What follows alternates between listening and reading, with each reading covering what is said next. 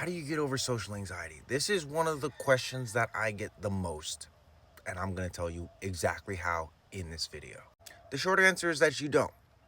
Whatever anxiety that you have with being social, you either learn to tolerate that level of anxiety or you forever run away from social situations and things that give you anxiety. Getting over anxiety most of the times has people running towards pills and other numbing mechanisms, which in very rare cases I think is the answer, but in most cases is totally not the answer. Here's an analogy to help illustrate it. Let's say I want to fill up a bathtub and there's a pool of water, like, I don't know, 100 feet away.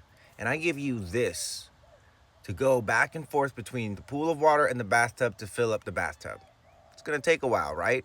A lot of people just abandon the endeavor altogether because they look at this and they look at the bathtub and they think, damn, that's gonna be a lot of work. However, you can upgrade this to something like this, and then it's still a lot of work, but it's not gonna take you as infinitely long as filling up a bathtub with this thing. This is a metaphor for your body, by the way. Most people's capacity for anxiety is this, because they've never thought of anxiety or seen anxiety as something useful to them. It's always something that's just distracting. However, anxiety is literally the fuel for thinking. So here are some techniques to go from this to this. They're so simple and you don't need any equipment, and I'm gonna tell you my favorite ones in this video, so keep watching.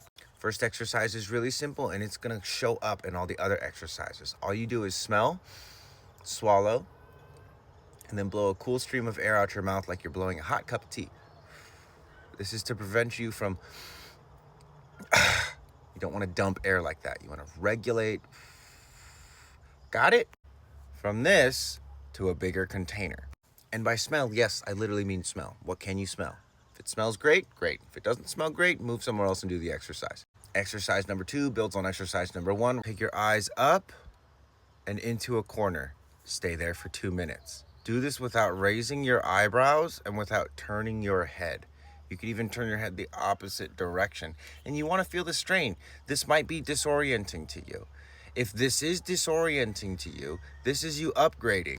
Next, turn your head all the way to one direction. Grab this muscle right here and just massage it a little bit.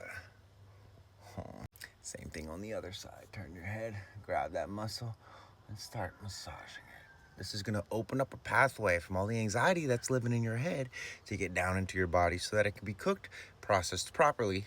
And instead of being crippling anxiety, it's just anxiety that you have learned how to live with, to grow through, and actually leverage and use to make yourself a more robust human being, a calmer human being, a more compassionate and graceful human being by using your anxiety instead of just running away from it. This is not a magic silver bullet that will just destroy your anxiety. Again, we're not trying to get away from anxiety. We're trying to figure out how to use anxiety, what these sensations want. And there are so many more techniques that I want to show you, but this video is literally not long enough. This is just the tip of the iceberg when it comes to how to use sensations like discomfort, anxiety, emotional moodiness, fear, depression, any of that stuff, any of that quote unquote negative stuff. You can learn how to use it to actually make yourself a more competent and capable human being. So before you say goodbye to all social events and hello to some medications that are not only kind of expensive, but also kind of cost you your happiness as